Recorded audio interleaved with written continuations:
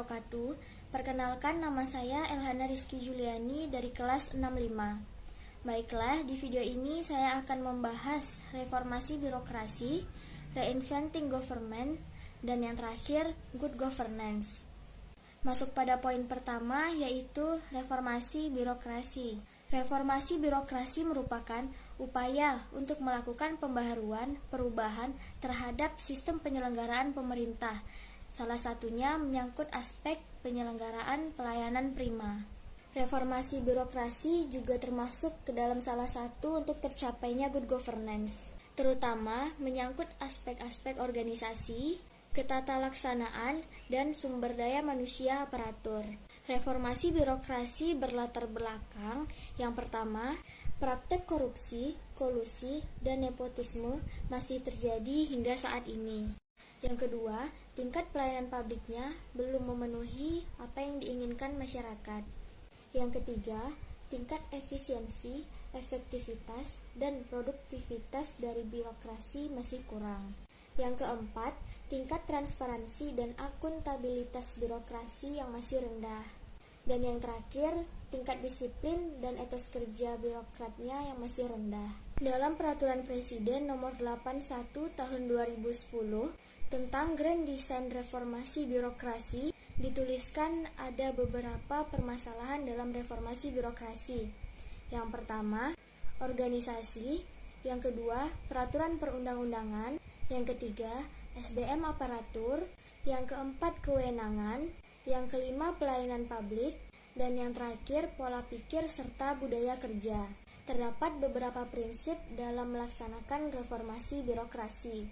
Yang pertama, outcomes oriented, yang mana seluruh program dan kegiatan yang dilaksanakan harus mencapai outcomes yang mengarah pada peningkatan kualitas kelembagaan, tata laksana, peraturan perundang-undangan, manajemen SDM aparatur, pengawasan, akuntabilitas, serta kualitas pelayanan publik. Yang kedua, terukur. Terukur di sini yang dimaksud adalah pelaksanaan reformasi birokrasi harus dilakukan secara terukur dan jelas target serta waktu pencapaiannya. Yang ketiga, efisien. Pelaksanaan reformasi harus memperhatikan pemanfaatan sumber daya yang ada secara efisien dan profesional. Yang keempat, efektif. Reformasi birokrasi harus dilaksanakan secara efektif sesuai dengan target pencapaian sasaran. Yang kelima, realistik. Output dan outcomes dari pelaksanaan kegiatan dan program ditentukan secara realistik dan dapat dicapai secara optimal. Yang keenam, konsisten. Reformasi birokrasi harus dilakukan secara konsisten dari waktu ke waktu dan mencangkup seluruh tingkat pemerintahan, termasuk individu pegawai. Contoh reformasi birokrasi, yaitu dalam pelayanan sebagai pemberi layanan, di mana sudah ada instansi yang mengadopsi bagaimana kinerja pihak swasta dalam melayani konsumennya.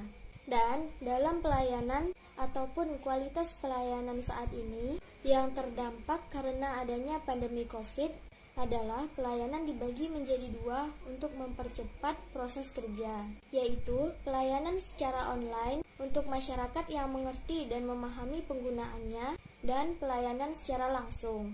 Contoh kasus atau masalah reformasi birokrasi diambil dari jurnal Kebijakan dan Manajemen PNS oleh Lily Romley yang berjudul Masalah Reformasi Birokrasi. Kecenderungan suatu daerah untuk memperbesar struktur organisasi memang sudah sesuatu yang biasa dari sifat organisasi yang namanya birokrasi. Aparat birokrasi akan berusaha menciptakan struktur yang baru tanpa melihat kebutuhan dan kemampuan dana yang ada. Struktur birokrasi yang membengkak ini tampaknya untuk mengakomodasi limpahan pegawai pusat yang semula tersebar di kantor wilayah yang ditransfer menjadi pegawai daerah. Dari struktur yang membengkak seperti ini berdampak pada efisiensi suatu pemerintahan. Hal ini karena sebagian besar dana APBD digunakan untuk belanja pegawai. Lebih dari itu, layanan birokrasi justru menjadi salah satu causa prima terhadap maraknya korupsi, kolusi, dan nepotisme. Lanjut pada reinventing government atau mewirausahakan birokrasi. Perkembangan sistem pemerintahan dari masa ke masa memiliki permasalahannya sendiri, di mana masing-masing permasalahan jatuh pada perilaku birokrasi yang cenderung tidak efisien. Diawali dari old public management yang kemudian bergeser menjadi new public management dengan mengangkat konsep kewirausahaan. Salah satu pemikiran yang diangkat adalah konsep reinventing government dari Osborne dan Gabler. Osborne dan Gabler berpikir bahwa dalam melakukan suatu perubahan haruslah memperhatikan peluang yang memungkinkan untuk sukses dengan tidak melupakan risiko atau tetap menekan risiko hingga seminimal mungkin. Reinventing government adalah transformasi sistem dan organisasi pemerintah secara fundamental guna menciptakan peningkatan dramatis dalam efektivitas, efisiensi, dan kemampuan mereka untuk melakukan inovasi. Dengan kata lain, mewirausahakan pemerintahan. Terdapat beberapa prinsip reinventing government oleh Osborne dan juga Gabler.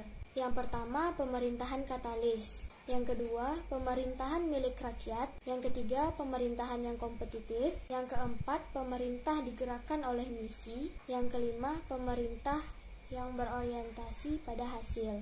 Keenam, pemerintah yang berorientasi pada pelanggan. Pemerintah wirausaha, pemerintah antisipatif. Kesembilan, pemerintah desentralisasi. Dan yang terakhir, pemerintahan yang berorientasi pada pasar. Reinventing government memberikan solusi bagi organisasi-organisasi pemerintahan yang tidak lagi produktif dan hanya dapat menghabiskan anggaran negara untuk menjadi suatu organisasi yang mau mengubah seluruh sistem di dalamnya dan menjadikannya suatu organisasi yang hidup mandiri, penuh dengan inovasi dan kreativitas. Contoh reinventing government diambil dari jurnal yang berjudul Mewirausahakan Birokrasi Sekolah Tinggi Penerbangan Indonesia dengan Pola Keuangan Badan Layanan Umum oleh Tiarto, dosen Sekolah Tinggi Penerbangan Indonesia. Dalam penelitian ini, yang penulis maksud dengan wirausaha STPI adalah seluruh pemangku kepentingan, birokrat, pemimpin atau pegawai STPI yang menggunakan sumber daya dengan cara baru untuk memaksimalkan produktivitas dan efektivitas mereka. Mereka perlu menggunakan prinsip-prinsip pemerintahan wirausaha sebagaimana yang dinyatakan oleh David Osborne dalam bukunya yang berjudul Banishing Bureaucracy. Kesimpulannya, banyaknya permasalahan yang menggayuti organisasi menyebabkan efisiensi, efektivitas, produktivitas, dan hasil STPI rendah. Pola keuangan yang dijalankan selama ini kurang mendukung misi STPI sebagai pusat unggulan sumber daya manusia penerbangan sehingga harus dirubah untuk mencapai misi yang dimaksud. PPK BLU adalah sangat tepat bila diterapkan STPI karena sistem anggaran pengendalian ini dapat yang pertama memberikan kebebasan para pimpinan STPI untuk mengalihkan sumber daya bila terjadi pergeseran kebutuhan. Yang kedua, memperkenankan STPI untuk menyimpan dana yang tidak digunakan dari 1 tahun ke tahun yang berikutnya, sehingga STPI bisa mengalihkan dana untuk prioritas yang lainnya. Dengan PPK BLU, pendapatan yang bersumber langsung dari masyarakat dapat digunakan untuk membiayai kegiatan STPI. Di samping itu, STPI juga tetap mendapatkan dana atau pendapatan yang bersumber dari APBN.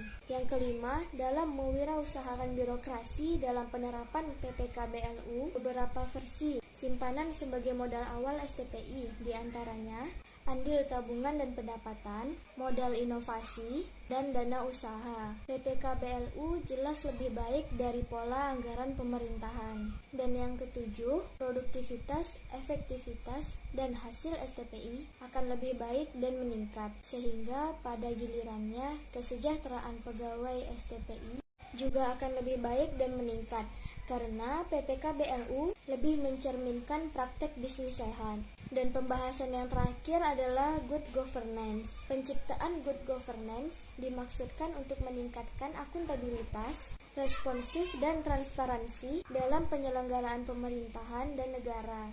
Inti dari upaya penciptaan good governance terletak pada reformasi birokrasi. Tidak adanya akuntabilitas dalam birokrasi di Indonesia merupakan faktor pendorong untuk melakukan reformasi birokrasi di Indonesia. Ketiadaan akuntabilitas ini menyebabkan penggunaan birokrasi sebagai mesin kekuasaan pemerintahan. Akuntabilitas dalam birokrasi dimaksudkan bahwa setiap aktivitas dan penggunaan dana yang ada dilakukan oleh pemerintah untuk kegiatan pemerintahan dan pembangunan harus dipertanggungjawabkan. Good governance adalah suatu bentuk manajemen pembangunan yang juga disebut administrasi pembangunan. Dalam good governance tidak lagi pemerintah, tetapi masyarakat dan sektor swasta yang berperan dalam governance. Terdapat beberapa unsur di dalam good governance. Yang pertama, akuntabilitas, tanggung jawab dari pengurusan penyelenggaraan dari governance yang telah dilakukan. Yang kedua adalah transparansi, maksudnya dapat diketahui oleh banyak pihak. Yang ketiga, keterbukaan, pemberian informasi secara terbuka. Yang keempat, aturan hukum, keputusan, kebijakan pemerintah, organisasi, badan usaha berdasarkan hukum yang sah. Jaminan kepastian hukum dan rasa keadilan masyarakat terhadap setiap kebijakan publik yang ditempuh. Dan ada yang menambahkan jaminan fairness, perlakuan yang adil, kompetisi manajemen, dan hak asasi manusia.